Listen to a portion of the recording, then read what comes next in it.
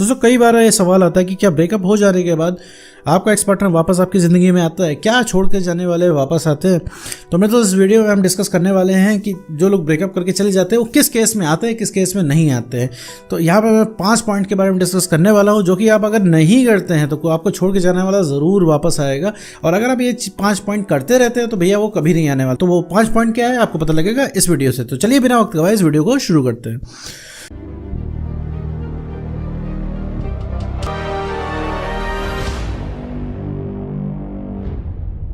मान लीजिए मेरे दोस्त आपको रिलेशनशिप है, इसमें आपका ब्रेकअप हो गया है। ब्रेकअप हो जाने के बाद भैया वो इंसान आपसे दूर जा चुका है, उस इंसान को कोई मतलब वगैरह नहीं रह गया है कि आप कैसे रह रहे हो, कैसे जी रहे हो, कैसे खा रहे हो, कोई मतलब नहीं भैया। वो इंसान अपनी ज़िंदगी में मस्त जी रहा है, मस्त मज़े मार रहा है और उसे दीन दुनिया से कोई मतलब नहीं। और इधर आप हो कि सिर्फ प्यार प्यार प्यार की बातें आपके दिमाग में आ रही है, हर चीज़ आपको रिलेट कर रही है। आप किसी की लव मैरिज हो रही है तो आप उसको देख के अफसोस कर ले रहे हो, अरे यार ये तो लव मैरिज कर रहा है, हमारा भी एक नालायक एक्स अगर हमारे साथ होता तो हम भी लव मैरिज करते। किसी को सक्सेस होते देख रहे हो तो तुम्हें लग रहा है अरे यार सक्सेस होके क्या मिलेगा जब भैया हमारा पार्टनर जो हम जिससे हम प्यार करते हैं, हमारा सोलमेट है, हमारे साथ नहीं है। दुनिया भर की चीज़ें तुम्हारे दिमाग में आ रही हैं, दुनिया भर की चीज़ें तुम सोच रहे हो और बार बार भागते हुए उसके पास जा रहे हो कि भैया वापस आ जाओ, मत तोड़ो ये रिलेशनशिप, बहुत ही इंपॉर्टेंट रिलेशनशिप है। भूल गए क्या जब तुम हमारे साथ आए हुए थे नए नए रिलेशनशिप में कितनी प्यार भरी बातें होती थी, तुमने क्या क्या कहा था मुझसे, कितने वादे किए थे, सब वादों का क्या हुआ।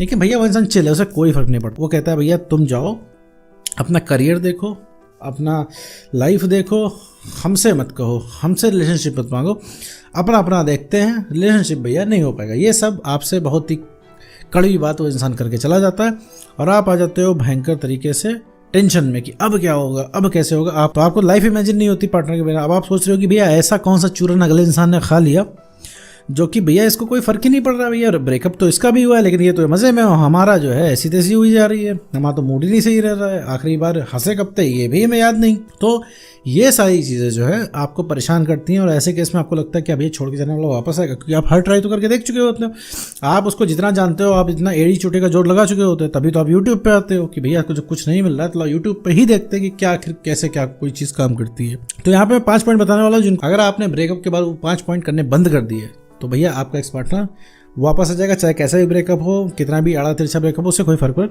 नहीं पड़ता है दोस्तों। तो चलिए पॉइंट वाइज हम शुरू करते हैं। पॉइंट नंबर 1, हमेशा उनको कॉल मैसेज नहीं करना है। आज मैं बता दूं कि कॉल मैसेज क्यों नहीं करना है। कॉल मैसेज अगर आप कर रहे हो तुरंत बंद कर दो, और स्टॉक कर रहे हो तो तत्काल प्रभाव से उसको छोड़ दो, तुरंत छोड़ दो। स्टॉक वगैरह कर रहे हो, स्टॉक करने के 2 नुकसान।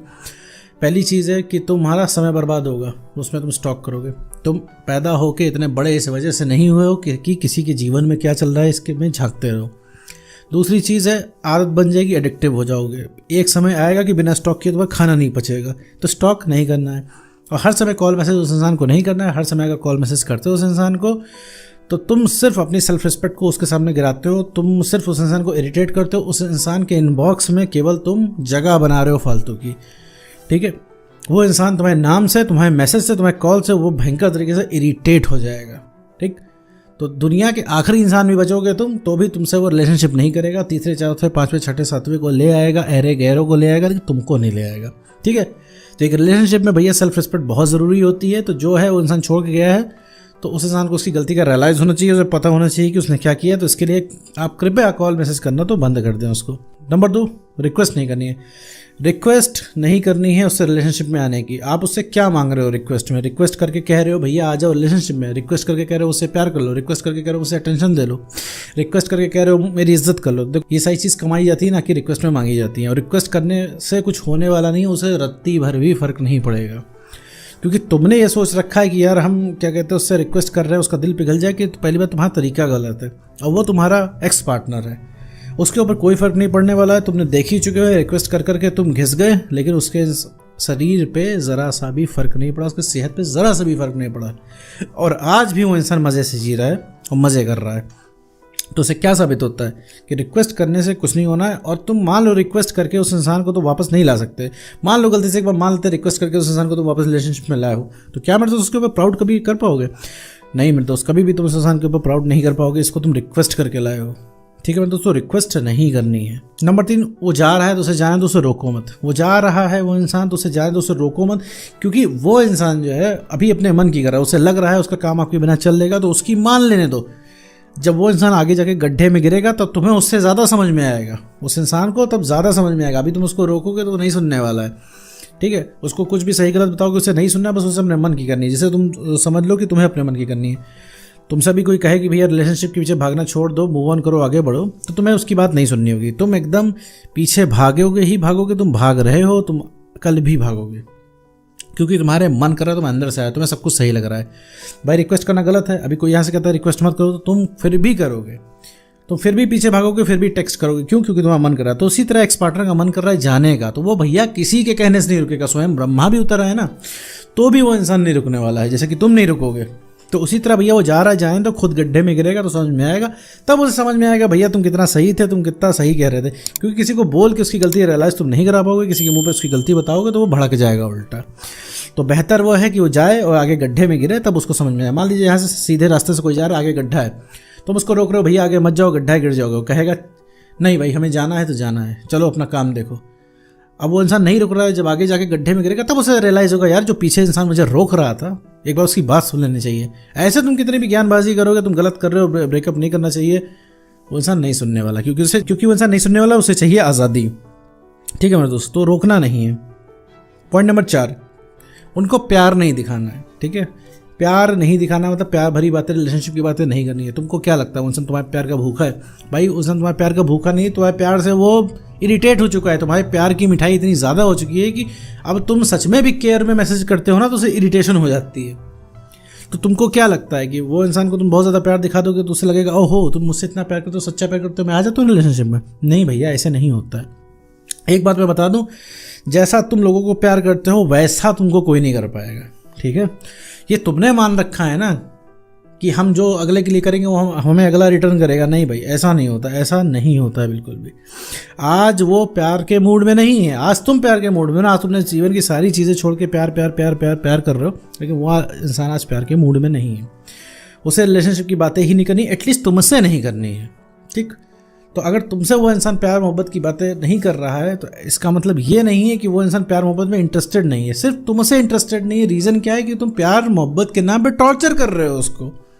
अब उस इंसान से तुम कह रहे हो भैया पहले की तरह सब कुछ कर दो, उसको खुद ही पहले की तरह नहीं आता तो क्या कर देगा? सबसे पहले तो आप नॉर्मल बातें करना शुरू कर दोगे तो उस इंसान से वो ठीक हो जाएगा। लेकिन अब क्या है कि नॉर्मल बातें करने का तो कंडीशन ही नहीं रहेगी, नॉर्मल तो बातें हो ही नहीं पाएंगी, क्योंकि इसमें इतना ज़्यादा इमोशनल अनस्टेबिलिटी आपके अंदर आ गई है। कहीं ना कहीं आप लड़ाई कर लोगे, कहीं ना कहीं झगड़ा कर लोगे, कहीं ना कहीं बहस कर लोगे, उससे कहीं ना कहीं इमोशनल हो जाओगे। तो ये सारी चीज़ें नहीं करनी है। और दूसरी चीज़, प्यार नहीं दिखानी है। तुम चांद तारे भी तोड़ के ले आओगे तो उससे कोई फ़र्क नहीं पड़ेगा, लेकिन कोई अगर अगला इंसान, तीसरा इंसान उसको अगर एक गुलाब भी ले आकर दे देता है तो मेरे दोस्त उसके लिए बहुत बड़ी बात होगी।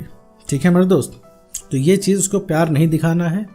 ठीक है, अगर तुम उसको वापस पाना चाहते हो तो ठीक है, समझ में तो आना चाहिए कि आपके प्यार के बिना उसे लगता कैसे है। प्यार के नाम की सप्लाई आप देते रहोगे तो कहाँ उसको एहसास होगा।